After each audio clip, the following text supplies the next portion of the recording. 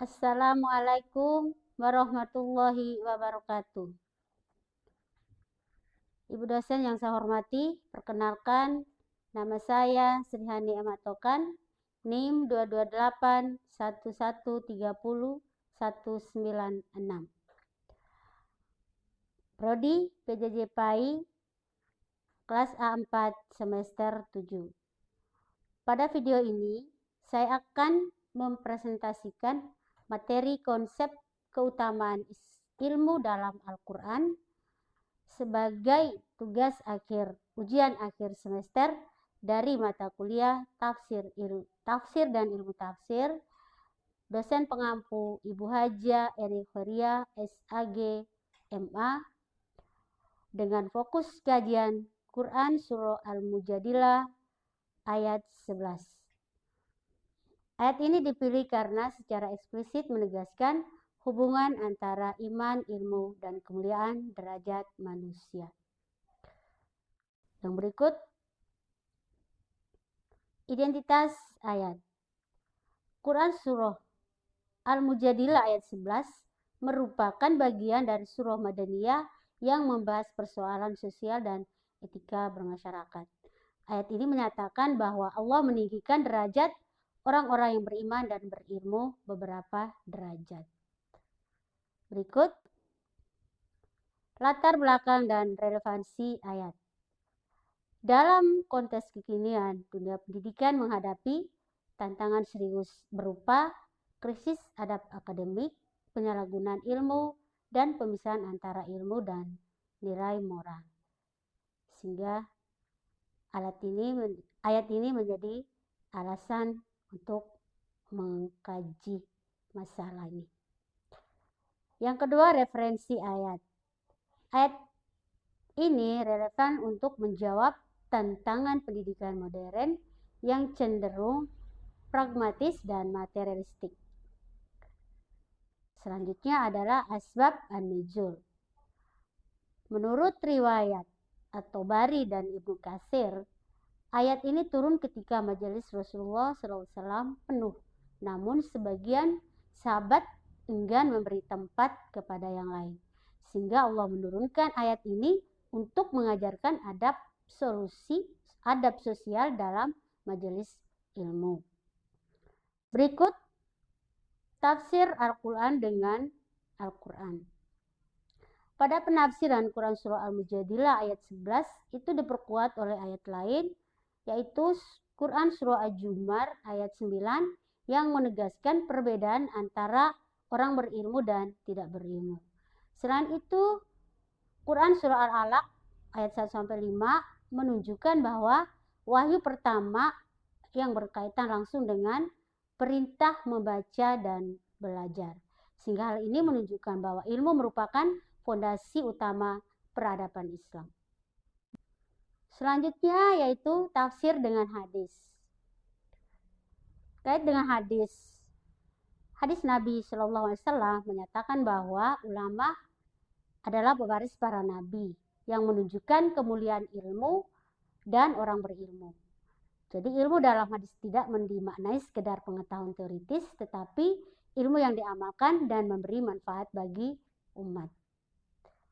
Selanjutnya, pendapat sahabat dan mufasir klasik. Pendapat yang pertama yaitu At-Tabari. Beliau menafsirkan ayat ini sebagai penguat adab sosial dalam majelis ilmu dan larangan sikap egois. Pendapat yang kedua yaitu Ibnu Katsir menekankan bahwa orang berilmu itu dimuliakan karena perannya dalam membimbing umat dan menjaga agama. Kemudian mufasir klasiknya, pandangan dari mufasir klasik ini menunjukkan bahwa ilmu itu memiliki fungsi individual dan sosial. Selanjutnya adalah analisis bahasa Arab, yaitu lugawi. Yang pertama, kata yarfa. Itu menunjukkan bahwa peninggian derajat bersifat berkelanjutan, bukan sesaat. Berikut kata darajat dalam bentuk jamak menandakan bahwa derajat manusia itu bertingkat sesuai kualitas iman dan amalnya. Sehingga susunan ayat yang mendahulukan iman sebelum ilmu menunjukkan bahwa ilmu yang bernilai adalah ilmu yang dibangun di atas iman. Selanjutnya adalah analisis tafsir berdasarkan sumber tafsir. Dari Quran Surah Al-Mujadilah ayat 11 dapat kita kaji melalui tafsir Bir Al-Mansur dengan rujukan Al-Quran, hadis, dan sahabat. Selain itu digunakan juga tafsir Bir Ar-Ra'i seperti penafsiran Ar-Razi dan Quraisy Shihab yang berkontekstual. Sebagian ulama juga melihat ayat ini secara isyari, yaitu sebagai isyarat spiritual tentang cahaya ilmu. Selanjutnya tentang metode dan corak tafsir. Pertama, yaitu metode tafsir yang digunakan adalah tahlili, yaitu penafsiran ayat yang secara rinci dan sistematis.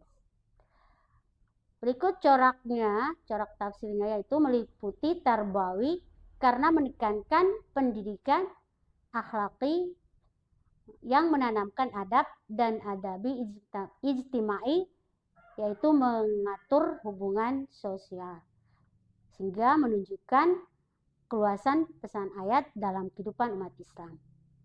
Berikut adalah makna hakiki atau majazi. Makna hakiki ini adalah ayat yang menjadi peninggian derajat di sisi Allah, sedangkan makna majazi itu berkaitan dengan kehormatan sosial dan pengaruh di masyarakat. Nah, dalam tafsir Tarbawi, ayat ini menegaskan prinsip adab sebelum ilmu. Pendidikan Islam harus membentuk peserta didik yang berilmu, beriman, dan berakhlak.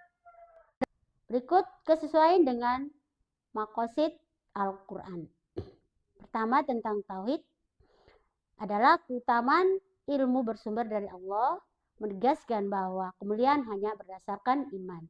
Yang kedua, tentang keadilan, yaitu derajat manusia ditentukan oleh kualitas iman dan ilmu, bukan status sosial. Berikut kemaslahatan, yaitu ilmu melahirkan manfaat bagi individu dan masyarakat. Dan berikut akhlak, yaitu ayat menanamkan adab, etika majelis, dan tanggung jawab ilmiah. Dan keselarasannya dari ayat ini punya selaras dengan tujuan umum Al-Quran dalam membentuk manusia beriman, berilmu, dan berakhlak mulia. Berikut kontekstualisasi tafsir Tarbawi. Pertama, tentang nilai pendidikan Islam adalah keutamaan ilmu yang berlandaskan iman, adab, dan akhlak mulia.